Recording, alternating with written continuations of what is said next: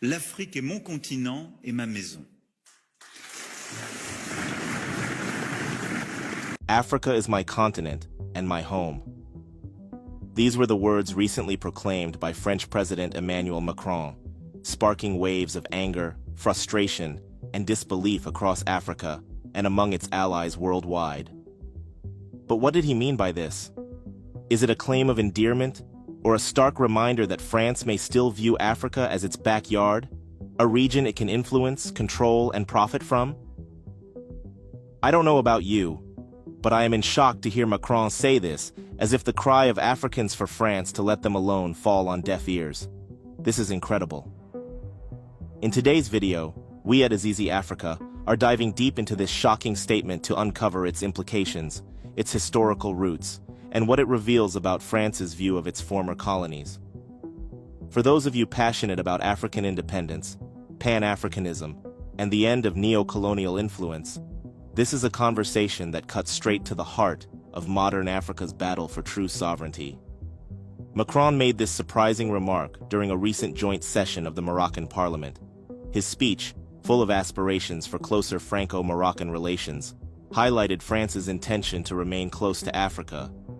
But many saw it as a thinly veiled message, a warning that France isn't ready to let go of its historical claim over Africa.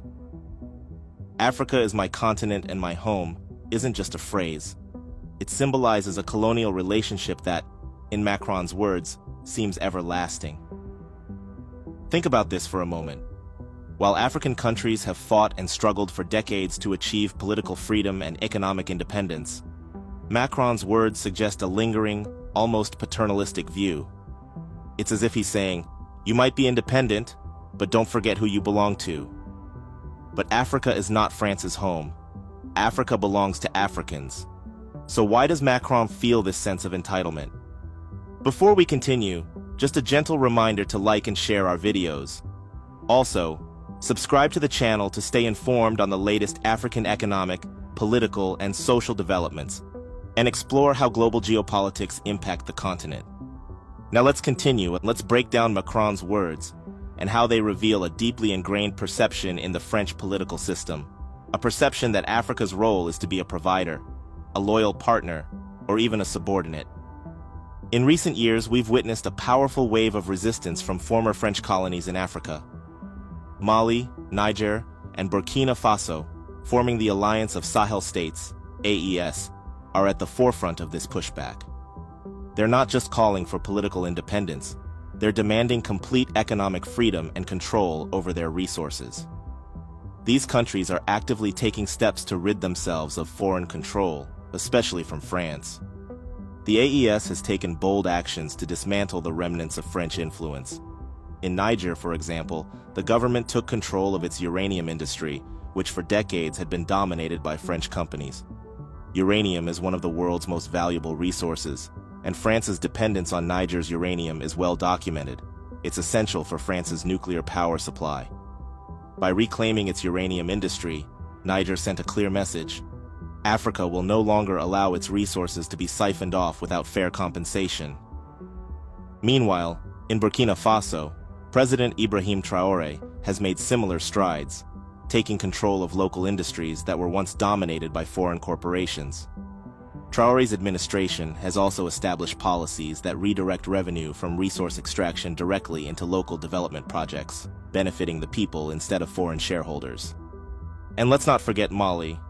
The Malian government expelled French troops, closed French military bases, and is actively pursuing new security partnerships that align more closely with its values and interests. The days of automatically calling on France for military support are over. For these countries, relying on foreign military forces has only led to more instability. They've realized that true security will only come when they control their own defenses and safeguard their resources for the benefit of their own people.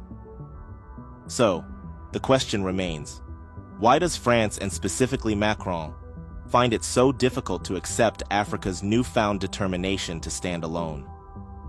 To understand Macron's statement fully, we need to revisit history. France's involvement in Africa dates back to the late 19th century, during the so-called Scramble for Africa. French colonial rule was brutal, extracting labor, resources, and wealth to fuel French industries and wealth back home. Africa was not seen as a continent of sovereign nations, but as a vast resource bank that France could control and exploit. Even after African nations gained independence in the 1960s, France maintained a stronghold through economic and military agreements. One of the most notorious tools of French influence was the CFA franc,